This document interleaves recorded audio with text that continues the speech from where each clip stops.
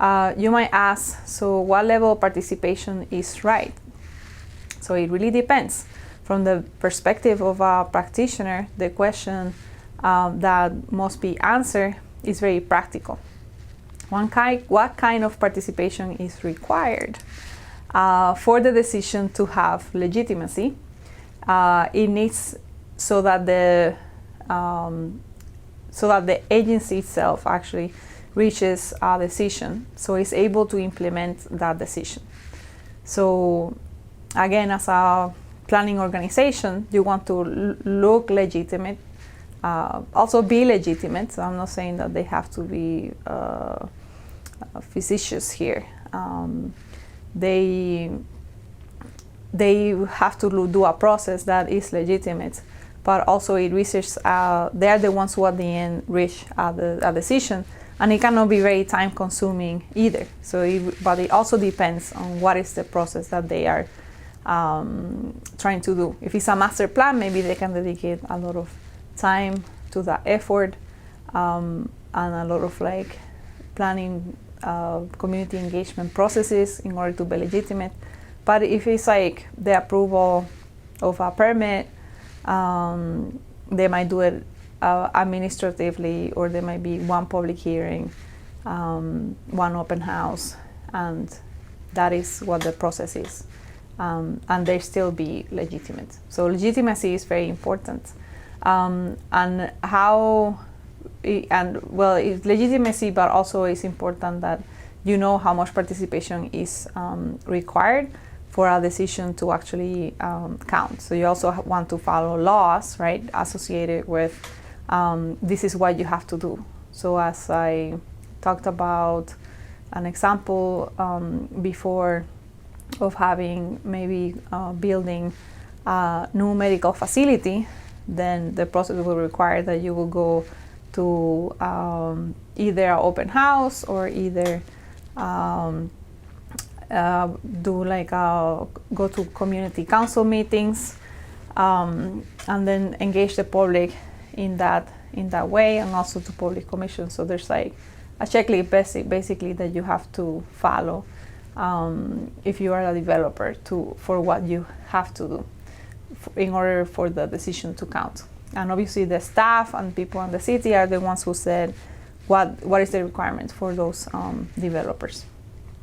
Planning practitioners, in a way, have to be pragmatic. So practicality is very important. This is a process where you weigh in what are the benefits and the consequences of a decision. If the benefits outweigh the consequences, then we should go with that. Another important characteristic of pragmatism is that practical concerns are more important for making decisions than theoretical concerns. So furthermore, pragmatism is more concerned with the outcome at hand as opposed to the system that created that outcome. Please note that I'm oversimplifying what like pragmatism is. There's a lot of people who have written about pragmatism, and if you have taken will take the theory class, then you will know that this is a very important school of thought inside of planning, and that you should study it more. But it has had a lot of influence in the planning field, because our field is very practical. It is important to remember that a bogus participatory process could destroy the credibility of future attempts of genuine participation. So again, trust is very important. If a decision that has the potential to be controversial, if a decision is likely to be perceived as having actually like a legitimate effort, like people really put genuine effort into engaging the public, into solving problems, rather than having like a pro forma public hearing, that would be ideal. So if you know that the decision being made, it may be controversial, then you want to say, let's pay special attention to this, let's make an extra effort for involving the public. The question is not what can we get away with, but what does it take for the decision to count in a genuine manner? So the author argues that you might be able to get away with a lesser level of public participation in the public decision-making process, only to discover that you were unable to implement your decision due to massive public opposition and the lack of legitimacy for your decision-making process. And in next class, actually, we will present an example that is very interesting here from Salt Lake City, and it has to do with the homeless resource centers.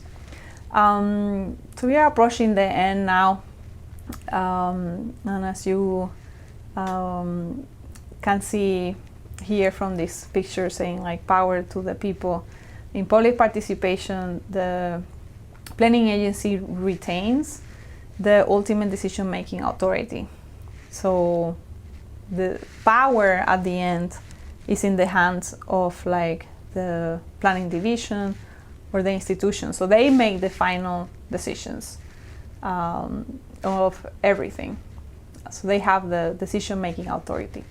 For some people, this makes public participation seem something less than true democracy and a failure to actually grant power to the people. But the author gives us 6 reasons for why the planning division, and there's a lot of processes here, right? So you have the planning division, but the planning commission makes decisions, city council actually like approves these like city plans. The mayor is also involved. But what I'm trying to say is that the city at the end is the one who has like the decision-making authority. And the author says, you know, that's good. And I'm going to give you 6 reasons for why that is good. So agencies are constrained by mandates and authorities that limit what they can and what they cannot do. In many cases, agencies are implementing laws. If the public brings sufficient pressure to bear on elected officials, the laws can be changed, but otherwise the agency must operate within constraints imposed in law. So in a way, like government organizations and agencies are about maintenance. They don't change to most things. Maybe politicians change more things. Slowly agencies might change things. But change, if you really want to see change like faster, then you have to really seek out that change as a society.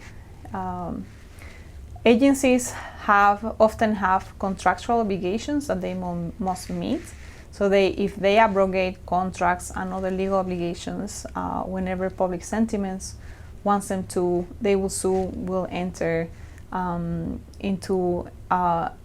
but they will be unable, to enter into a binding contract. So all existing actions should be stalled, will be stalled by litigation. So basically, cities put together a process, and this is the process that you follow. This is how you do public participation. These are the kinds of projects that we accept or not. That's where you have like zoning and regulations, right? So those are like laws that are put in place, and you have to follow those laws. It cannot be that the public comes and they want X, Y, and Z. You will have to change the law in order to be able to do it. You cannot do it like just randomly in one project, yes, and in another project you cannot do it. And if an organization were going to do that, then you must be aware that there could be litigations, and there will be like the other party, being a developer or whichever organization, say, well, wait a minute, like why you're not being just, because you're not like following the laws and regulations, and you are like changing things because people express some discontent. The public that achieves consensus might do so because it's in paying the cost. So a public participation program that gets consensus that everybody else should pay for that specific benefit of a few has to be balanced by some intervening authority that can require attention to the needs of everybody who is paying for the project. So again, this goes back to the idea that you might have a consensus building process, but there must be an agency that actually says, yes, we have the finance to be able to do X, Y, and Z. Because like cities are funded mostly by taxes. It's not so much by the fees of a particular given project or other kinds of funding. It's mostly through taxes. And there might be like controversies over the actions of government agencies, and they're often the result of like genuine disagreements with the public about what should be and what it should not be done. And there's also those that choose to participate in a public participation program are self-selecting, right? So not everybody is going to participate in the process, and then you always might have that last group that hear about the process that you were putting together for maybe it was like the putting infrastructure for biking and walking in a particular intersection, and there was a whole year that your organization or city was doing this project, and then it's a group that didn't hear about it all this time, and then they come again and they say, wait a minute, we have not like participated. So then you still as an agency have to make a decision within the time period that you said that you will make that decision. So those are all reasons of why the final decision is really from the city. And the author ends with this thought: just as participation is an essential ingredient of democracy,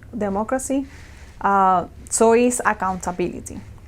And public participation programs might influence agency decisions, but they cannot be really like substituted for them.